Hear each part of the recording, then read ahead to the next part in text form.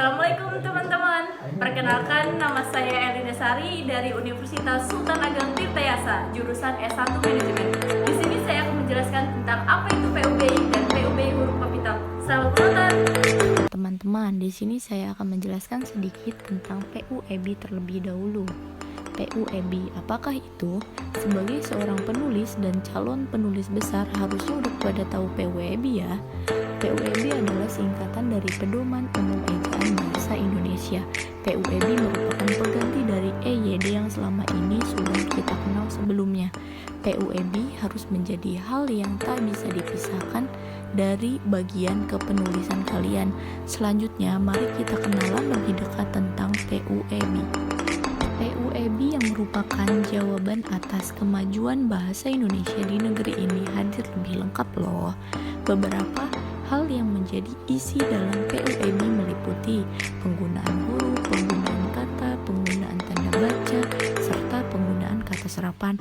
Nah, yang saya akan jelaskan kali ini adalah penggunaan huruf kapital. Nah, di bagian yang pertama ini ada huruf kapital dipakai sebagai huruf pertama awal kalimat. Misalnya, bisa dilihat contohnya ya teman-teman, setiap awal dari kalimat huruf itu harus huruf besar. Nah, setiap apapun kalimat itu harus menggunakan huruf kapital atau huruf besar awalannya.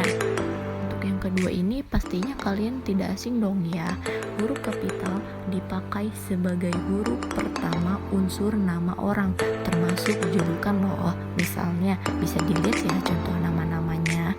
Nah, di sini ada nama Elina Sari, huruf E dan S-nya itu menggunakan huruf kapital.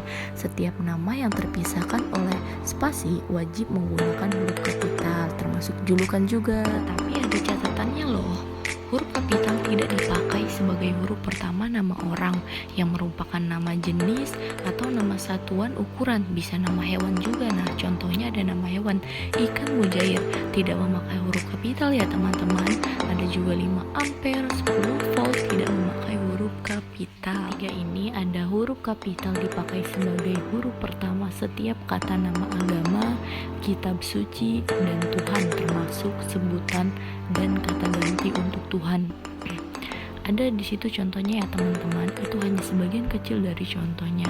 Setiap awalan kalimat tersebut menggunakan huruf kapital. Huruf kapital dipakai sebagai huruf pertama unsur nama gelar kehormatan, keturunan keagamaan, profesi, serta nama jabatan dan kepangkatan yang dipakai sebagai sapaan. Di situ terdapat contoh yang sudah saya huruf tebalkan, itu harus menggunakan huruf kapital.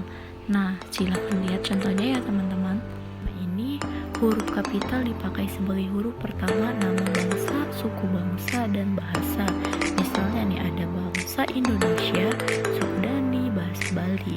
Tetapi hal ini tidak bisa dipakai sebagai bentuk dasar kata keturunan. Tidak ditulis dengan huruf awal kapital ya teman-teman. Di situ ada contohnya pengindonesiaan kata asing, ke Inggris-Inggrisan, ke Jawa-Jawaan itu tidak dipakai dengan huruf kapital.